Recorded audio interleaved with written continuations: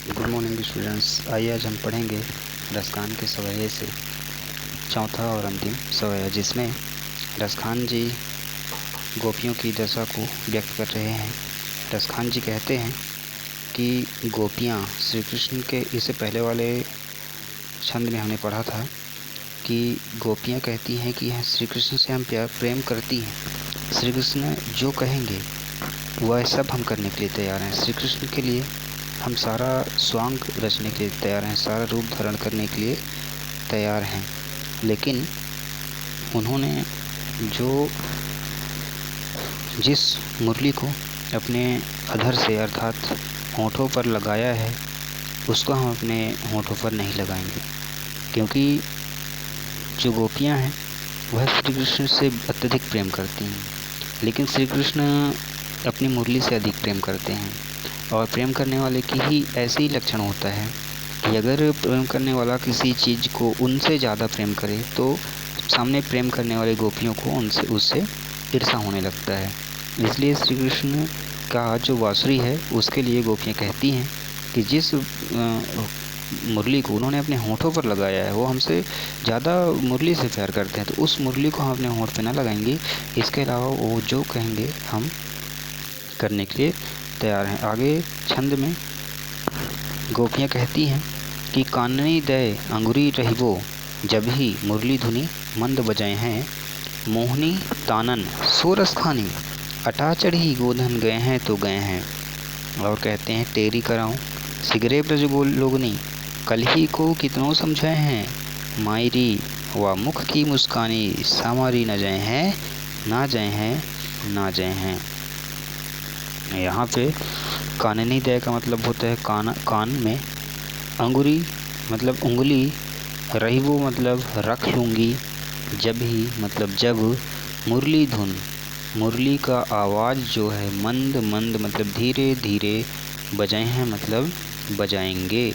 तो मुरली यह मंद का मतलब होता है धीरे धीरे। अब धीरे धीरे मुरली का धुन कौन बजाएगा?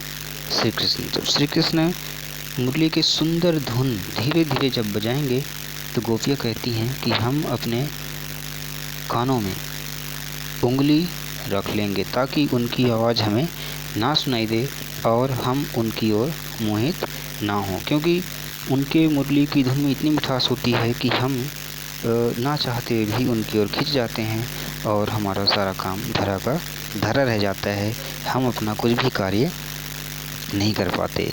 आगे कहती हैं मोहनी ताननी, अर्थात मोहनी तान का तात्पर्य है कि उनकी जो मुरली से निकलने वाली आवाज़ है, मोहनी मतलब बहुत ही मनमोहक, और तान मतलब संगीत या स्वर। उनके रसखान जी कहते हैं कि जब श्री कृष्ण मुरली बजाते हैं तो उनके मुरली से निकलने वाली जो तान संगीत रहती है इतनी मधुर रहती है कि उसको वह अटा का मतलब होता है छप्पर या कोठा या अटारी या अट्टालिका पर चढ़कर, अट्टा चढ़ी गोधन एक स्वर होता है, गोधन गाय रूपी धन। इस यहाँ पे गोधन का तात्पर्य एक गीत का स्वर होता है, लय जिसको बोल सकते हैं। तो गोधन रूपी गीत जब वह गाएंगे, गए है मतलब होता है गाना, जब वह गोधन रूपी गीत को गाएंगे तो इतना मोहित कर देना वाला है कि हम उसको सुने बगैर मतलब उसको सुनकर हम उनके पास गए बगैर रह नहीं पाएंगे। इसलिए हम अपने कानों को तब बंद कर लेंगे जब श्री कृष्ण धीरे धीरे मंद गति से गोधन रूपी जो स्वर है, जो बहुत ही सुंदर तान संगीत है, मनमोहक संगीत है, उसको जब वह छप्पर पर चढ़कर धीरे धीरे गाते हैं या गाएंगे तब हम अपने कानों पर उंगली रख लेंगे। और आगे कहती है कि टेरी करो, टेरी का मतलब होता है कितनों भी, टेरी मतलब आवाज़ करना, पुकारना, कहाँ कहना, सिगरे मतलब सब लोग, तो कहाँ के सब लोग? तो ब्रज लोगनी अर्थात ब्रज में रहने वाले जितने भी लोग हैं वो मुझे कल पुकार के भी अगर कहेंगी, कल ही मतलब कल, अगर मुझे पुकार के भी कोई भी कितना भी समझो हैं मतलब समझाएंगे, अगर मुझे कल ब्रज के लोग, ब्रज की अन्य ग्वालिन कितनों भी आवाज़ दे दे करके भी अगर चिल्लाएंगे, समझाएंगे, तो मायरी, हे माई, वह मुख, वह मतलब जो मुख, सुंदर मुख, मुस्कान भरी जो सुंदर मुख श्री कृष्ण जी की है, वह संभाली ना जाए, संभाली नहीं जाएगी, नहीं जाएगी, नहीं जाएगी का तात्पर्य यहाँ पे ये लिखा गया है।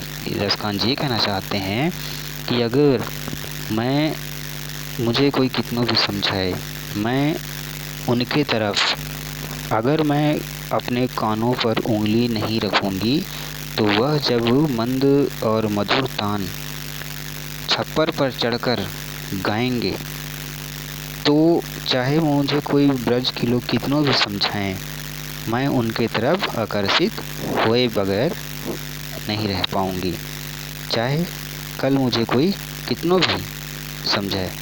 तो यहाँ पर रसखान जी गोपियों की उस प्रेम व्यथा को बताने का प्रयास किए हैं कि गोपियाँ ऐसा नहीं है कि बांसुरी की धुन उनको अच्छी ना लगे, लेकिन बांसुरी के धुन को, मोहिनी भरे धुन को इसलिए वह नहीं सुनना चाहते क्योंकि वह जब उस मुस्कान भरे, श्री कृष्ण के चेहरे पर मुस्कान भरे जब उस माधुरी की धुन को सुनते हैं, तो उनकी तरफ आकर्षित होना उनके लिए स्वाभाविक हो जाता है। फिर वो जिस स्थिति में जहाँ रहती हैं,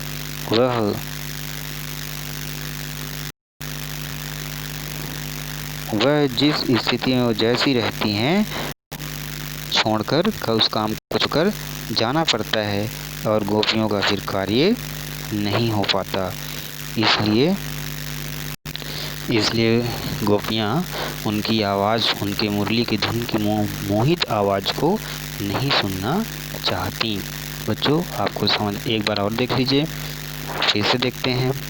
काननी दय अंगुरी रही, हम कान में उंगली दे के रखेंगे जब मुरली धुन मंद बजाए हैं, जब श्री कृष्ण मुरली की धुन को बजाएंगे, मुरली से धुन निकालेंगे। और मोहनी तान, क्योंकि उस मुरली की धुन से बहुत सुंदर संगीत निकलता है, जब वह अटारी पर चढ़ करके गोधन रूपी स्वर को गाते हैं। क्योंकि हम ऐसा इसलिए करेंगी क्योंकि अगर हम उनकी आवाज़ को, धुन को सुन गए, तो हम उनके पास जाए बगैर रह नहीं पाएंगी। इसलिए आगे कहती हैं गोपियाँ कि तेरी कहाँ सिकरे ब्रज लोग ने। उसके बाद अगर मैंने कान में उंगली नहीं दिया तो कोई टेरी करे, अगर मुझे जोर जोर से भी ब्रज के लोग, सभी लोग कल अगर कितनों भी समझाएंगे, तो मैं उनकी मुस्कान के ऊपर प्रभावित हो जाऊंगी। अर्थात मैं मुरली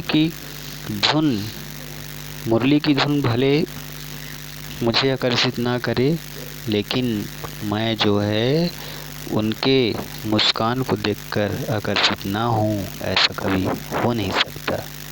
इसलिए चाहे कल मुझे वहाँ की ब्रज लोग के लोग कितनों भी समझाएं, मेरा जो प्रेम है उनके प्रति उमड़ ही जाएगा, ये कहना चाहती हैं। ठीक है बच्चों, इसके बाद अभ्यास हम अगले क्लास में करेंगे।